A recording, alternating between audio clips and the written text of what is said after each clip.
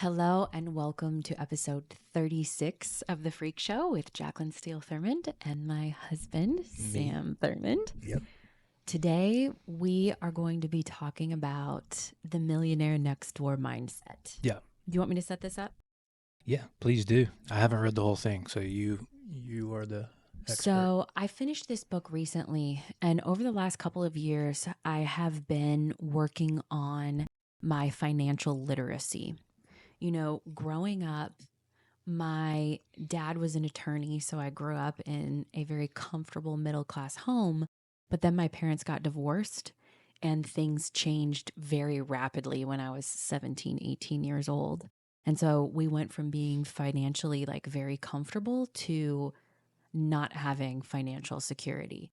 And I think that instilled a lot of fear in me, very deep-seated fear about money.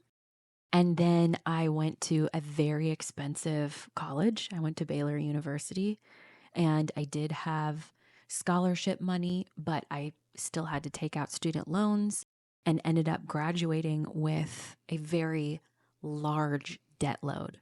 And so I'm 38 now. So over the last 18-ish years of my life, I have had a lot to work on with my money mindset and the way that I view wealth building. Mm-hmm. I also went through a period, and I talk about this on the Self-Worth podcast, especially when you were deployed the second time. I was really lonely and I spent too much money shopping. It was never one of those situations, I don't think you would say, though you are free to disagree with me, where I was racking up thousands of dollars of debt in shopping, but I would use the money that I made at my job to pay my student loans and pay whatever bills needed to be paid. And then the rest I spent. Mm-hmm. I was not a saver. And it was one of my emotional ways of coping with stress and anxiety. And so as I've gotten older and I've wanted to not do that anymore because it is not a good use of money and it's just perpetuates the anxiety, right? Yeah. It may be a temporary relief, but it's not permanent. I have wanted to really become financially literate. And how does one become financially literate? I think there are many ways of doing that. Reading books is great. Classes are great. We need to have more financial literacy classes in our schools and in college. But what came to mind for me was, who is the wealthiest person I know, and how can I get on the phone with this person?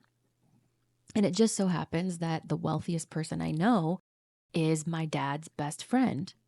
I'm not going to name names. I'm not going to name his net worth, but it is multi-millions. And we got on the phone with him a few weeks ago, and we were asking him all kinds of different investing questions and how he got to where he is and how he did it. And he was so open and so excited to talk to us. And one of the questions at the end I asked him was, what books do you recommend that we read? And the first one that he mentioned was The Millionaire Next Door. Mm-hmm. And I ordered it on Amazon that day and then read it immediately. And it is a very unique financial literacy book, because essentially the whole message behind it is anyone can become a millionaire, because it's not necessarily about how much money you make. It's about how you manage your money. And I love this perspective. I also love Kiyosaki. I love Tony Robbins, his financial literacy books. But I feel like the shift that occurred for me, and I know I'm saying a lot, but the shift that occurred for me in reading The Millionaire Next Door was, wow, this really is about money management and living a lifestyle under what you make. Or what's the proper term? What's the proper way of saying? Living within your means. Yeah, living within your means. Or living below your means, which is where I really want to get. And so I thought it might be helpful for the listeners, for us to talk about our takeaways from this book, talk about how we approach budgeting, talk about this specifically going into the holiday season, because this is when people spend, a lot of money, and encourage people in a world of expenditure and materialism and keeping up with the Joneses to march to the beat of your own drum and think about how you want to feel 5-10 years from now and what kind of financial portfolio you want to have, because it's possible, but it also requires planning and intention. Yeah, I think as you were talking, I think we've gone through phases, and they talk about that in the Millionaire Next Door. Not necessarily the phases, but the two aspects of one, making money, and two, saving money. And I think, way back in the day when we were first married and, I was a lieutenant in the Air Force and you were working your job, and we had a set income. Mm-hmm. It was much more about saving money, and I was kind of the hawk at that point in time. Yeah. You talk about when I was deployed, and I would check the bank account regularly and question her on why she spent $25 here, why she spent $50 here, and that sort of thing. I think you had a notification that anytime more than $100 was spent on the credit card, it would like notify you. Oh yeah. I love it though. And I was hawking at that point in time because when you're deployed, you're being paid tax free, and depending on where you are, you're getting hazard duty or combat pay. So you're making a lot more money than you normally would because you're not paying taxes, and you can just save so much. And on my first deployment, that was the case. Mm-hmm. And so I wanted to do that again. So at any rate, at that point in time, I was more focused on saving.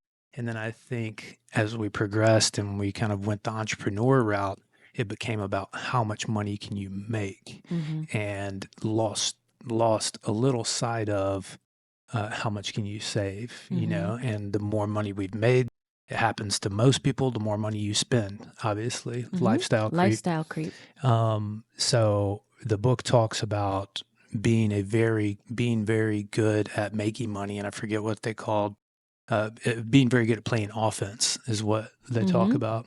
So some people are very good at playing offense, but they're not good at playing defense.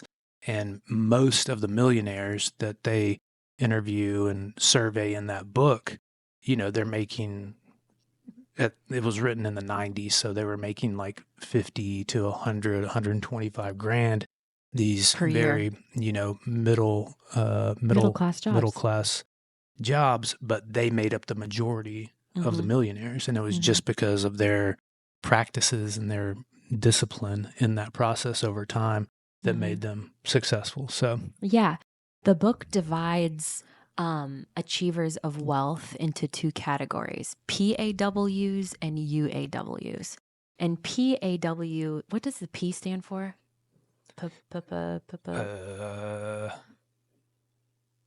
Man, I know, my brain just let it go.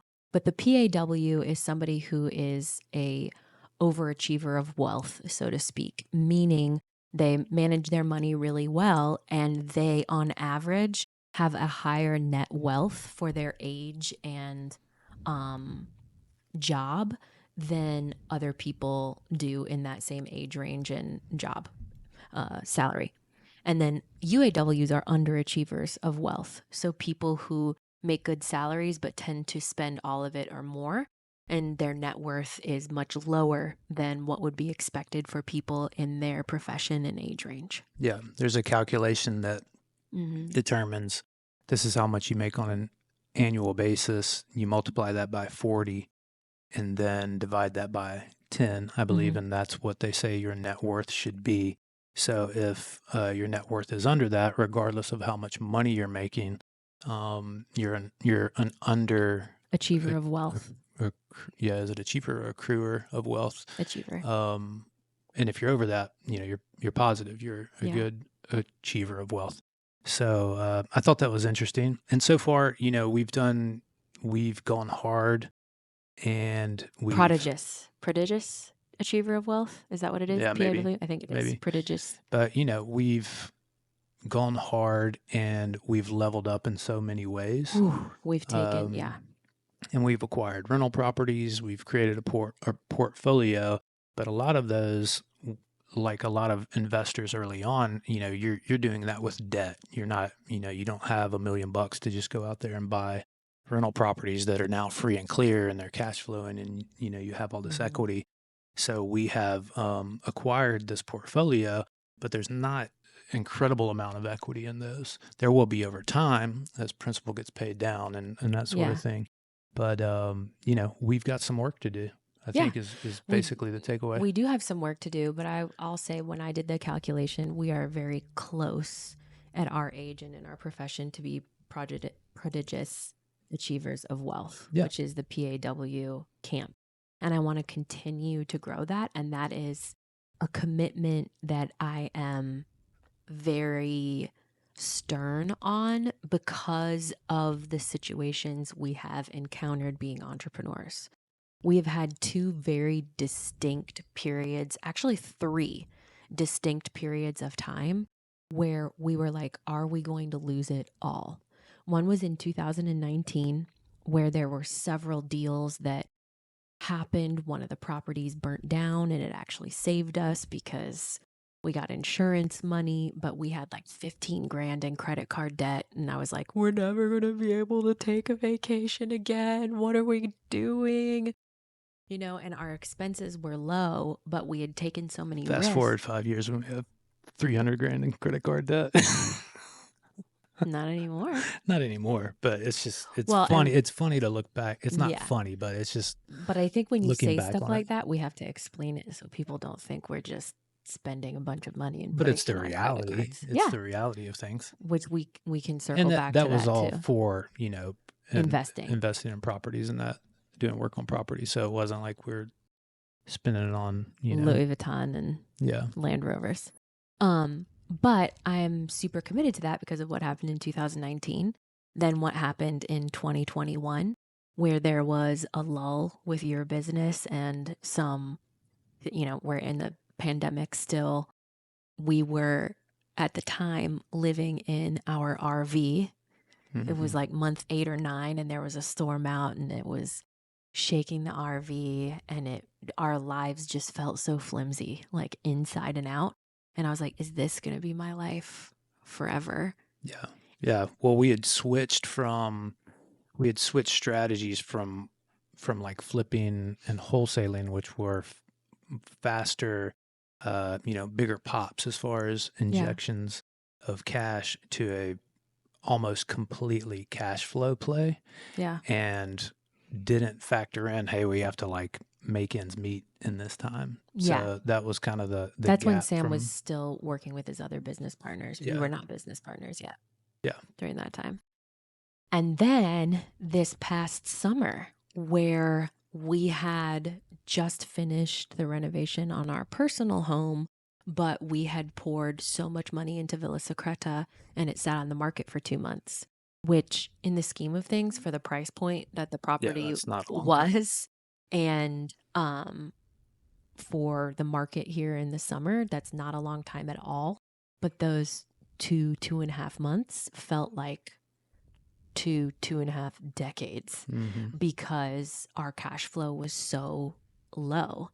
And speaking of the credit cards, Sam and I worked with a company that got us 0 interest credit cards for 12 to 18 months. And so we were able to put some investment expenses on those credit cards with 0 interest. And so that's why we did that. So when he says we had $300,000 in credit card debt, we did, but it was all intentional. And then after we sold that property, we were able to pay it off. Yeah. And it was business credit. It wasn't personal credit. Yeah, it was business credit.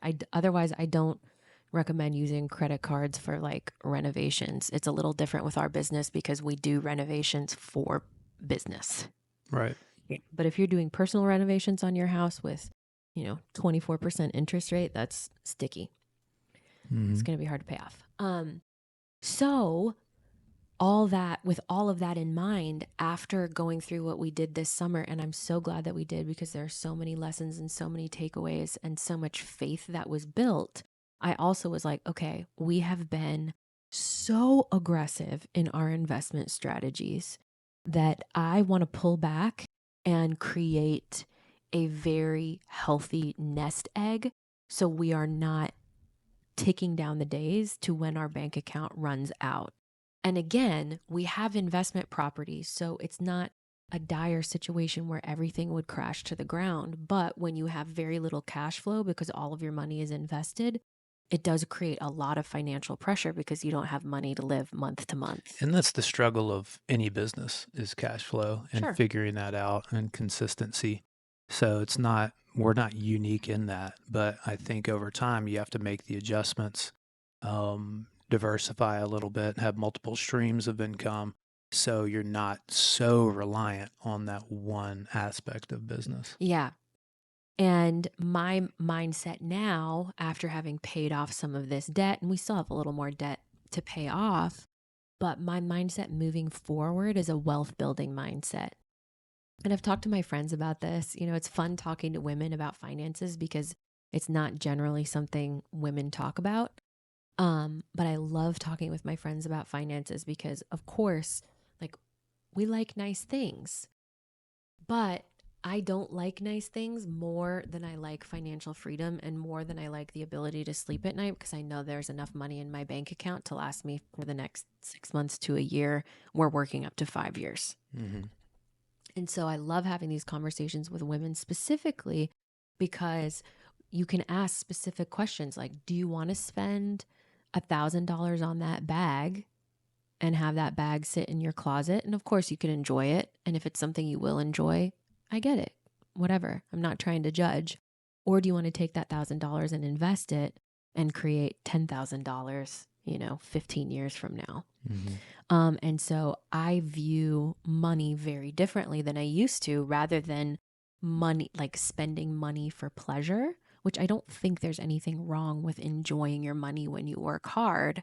But I think that there has to be a caveat of, if your goal is to be financially free, is this really worth the money that I'm about to spend on it? Or does it excite me more to have financial freedom? And I Yeah. think that that's a good litmus test question. Like, do I love this enough? Do I love this more than I love the idea of financial freedom? Yeah. And I don't want you to get like too militaristic about it. I think anytime we get too militaristic about anything, it can be damaging. So, like I told my friend the other day when she was asking me some financial questions, I was like, look, buy the clothes that you need to buy to feel good and to feel confident, but don't buy more than you need. Like, buy a few things that are going to make you feel like $1,000,000 and then let that be enough. So I think there's a happy medium there. Yeah, I think that when it can become fun to when it becomes more fun to um, Save see your how money. much you can save, Yeah. and that becomes the game that you play and that you derive enjoyment from, I Mm-hmm. think that's a big shift, versus, again, like, you buy whatever you want to buy, but whatever that hit is that you get from buying that purse or those shoes or whatever it is, when you can focus on the enjoyment of, like, man, I'm really creating something, and I'm not only saving this money, but now I have the opportunity for this money to go make more money, Mm-hmm. as opposed to just being a liability, or it's just gone in some depreciating asset, which most of the things that we buy are. Now it's, Mm-hmm. instead of digging a hole, you're building a mountain, and that's just going to continue to grow. And so I think there's so much enjoyment that can be Yeah. taken from that. So the wealthiest person that I know, who I mentioned earlier in this podcast episode, he says, have your assets pay for your luxuries. And so I think about that in like terms of cash flow and rental properties. So, for instance, Sam and I would love to buy a second home on at least 5 acres of land, but we don't want to do that until our assets can pay for our luxuries.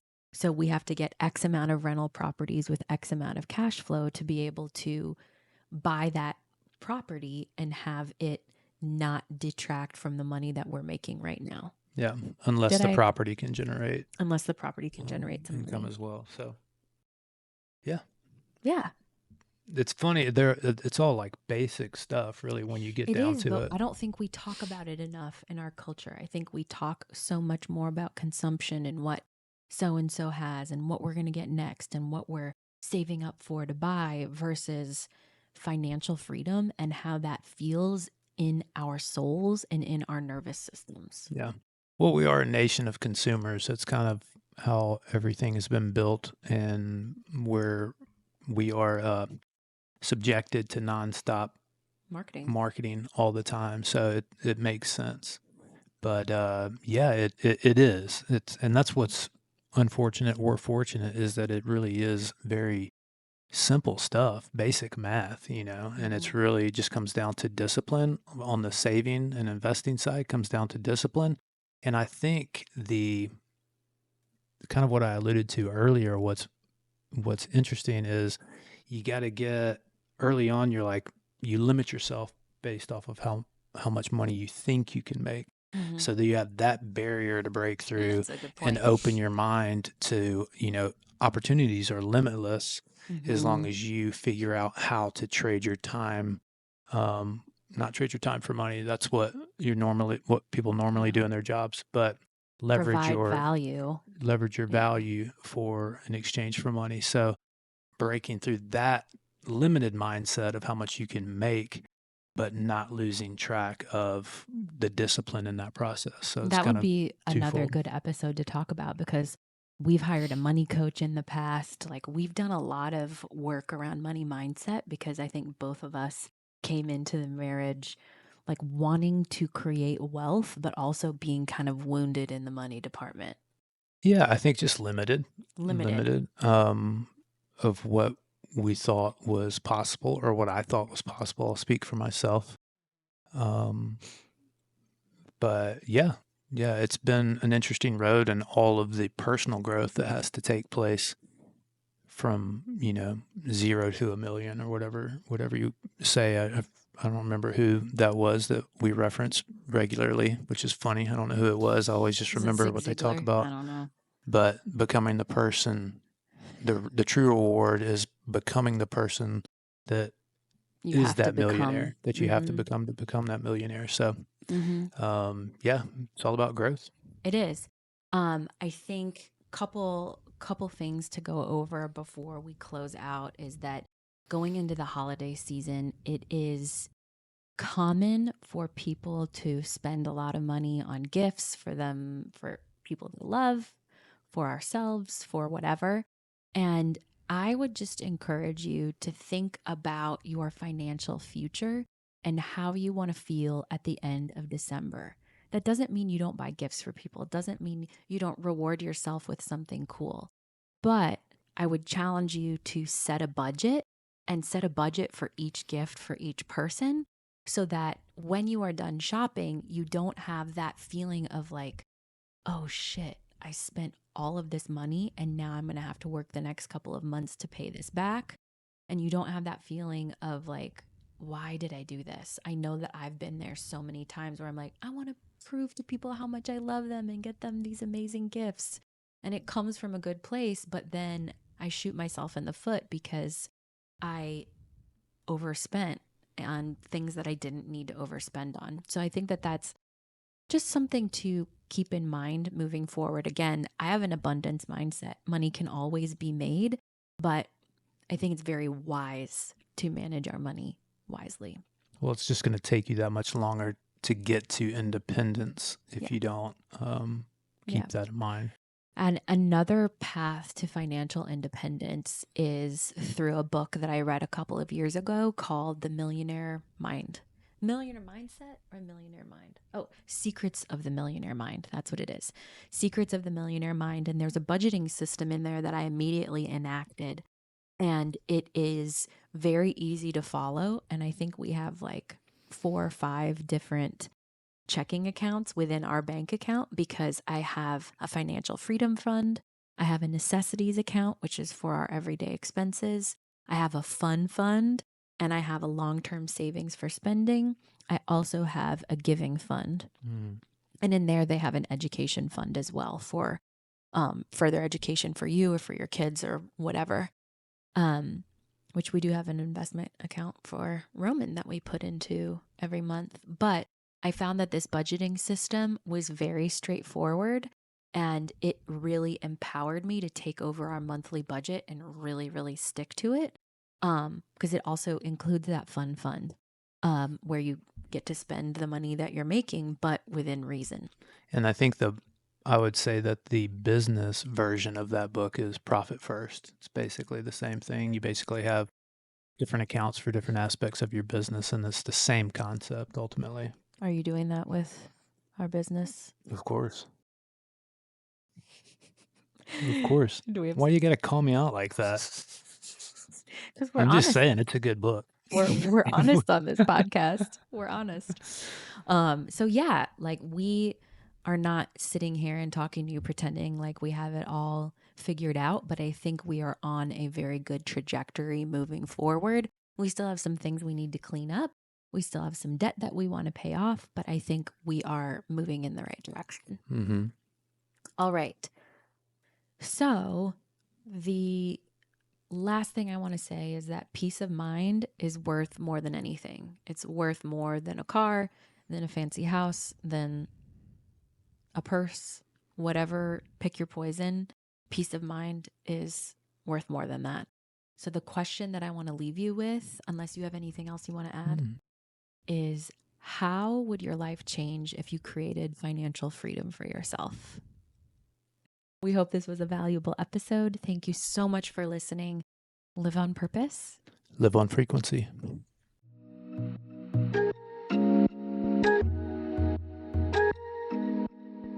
Thank you so much for listening to The Freak Show with Sam Thurmond and me, Jacqueline Steele Thurmond. We would love to connect with you via our website, beckonliving.com, and on social media. You can find us on Instagram and TikTok at Beck and Living, and you can join our email list to receive uplifting messages, podcast and business updates, and discounts on high-frequency products just for our freaky community. Cheers to high-frequency living.